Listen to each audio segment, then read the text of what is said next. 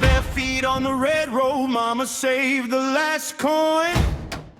Hello, my name is Eusébio da Silva Ferreira, but the world knows me as the Black Panther, the king of Benfica, and one of Portugal's greatest football icons. Let me take you back to the very beginning of my extraordinary journey. I was born on January 25, 1942, in the dusty, vibrant neighborhood of Mafalala, Lourenço Marques, today known as Maputo, Mozambique. Life there was humble and tough. My father, Laurindo Antonio da Silva Ferreira, was a white railway worker from Angola, and my mother, Elisa Anissa Beni, was a strong, resilient black Mozambican woman. I was the fourth of 5 children from their marriage: Jamie, Alberto, Adelino, me, and Lucilia. Later, after my father passed, my mother had 3 more children in her second marriage.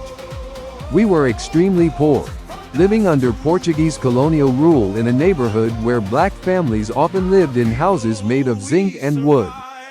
My father died from tetanus when I was just 8 years old. That loss hit our family hard. I barely remember his face, but I know he loved football and supported Benfica. That passion somehow found its way into my blood.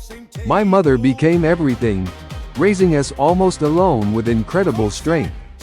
She worked tirelessly, and we often went without enough food or clothes. Yet, even in poverty, football became my escape, my joy, my dream. In Mafalala's streets, we played barefoot for hours on improvised pitches, just a patch of dirt in the center of the neighborhood. Our balls were made from socks stuffed with newspapers or rags. I skipped school many times just to kick that ball around with my friends. One of them was Joaquim Chissano, who later became Mozambique's president. Those dusty games taught me speed, power, balance, and the pure love of the game. When I had the ball at my feet, I forgot about hunger, sadness, everything. Football was freedom.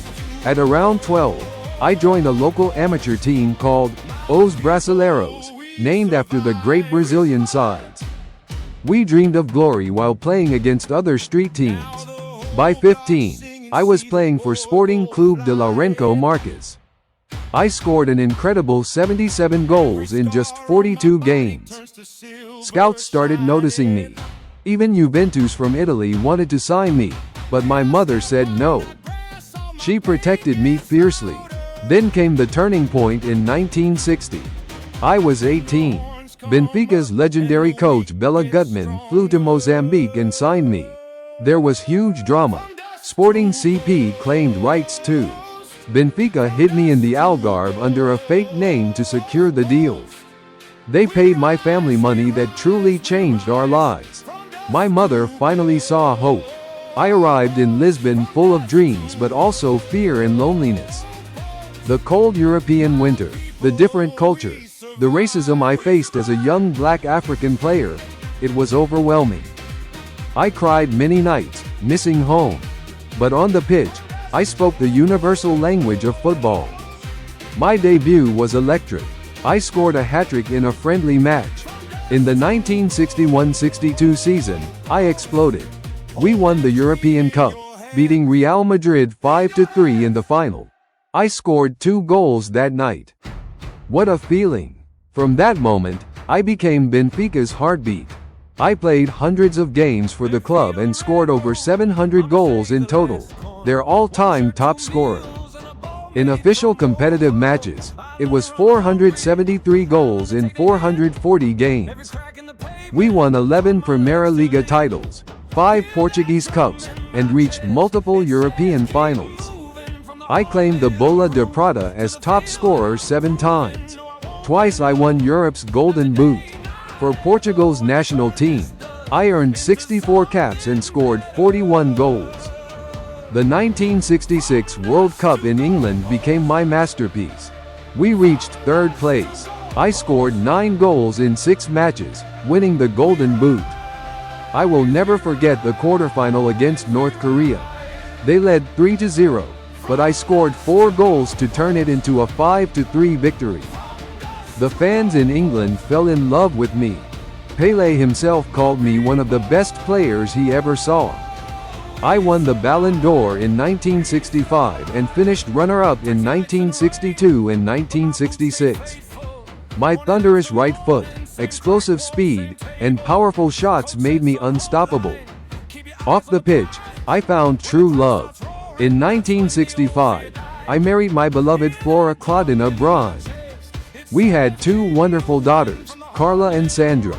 Family kept me grounded. I was a devout Roman Catholic. Faith gave me strength through injuries and later challenges. My later career took me to the United States and other clubs, but Benfica was always my home. I retired as a living legend. A statue stands proudly at the Stadium of Light, and they even created the Eusebio Cup in my honor. On January 5, 2014, I left this world at 71, but my legacy endures.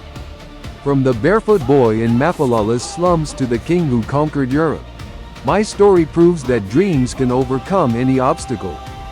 To every child playing in difficult conditions today, believe in yourself, work harder than anyone, and never stop running with the heart of a panther. Football united Africa and Europe through me. May my journey inspire you to chase your own glory with passion and humility. Obrigado for listening to my story. The beautiful game lives forever.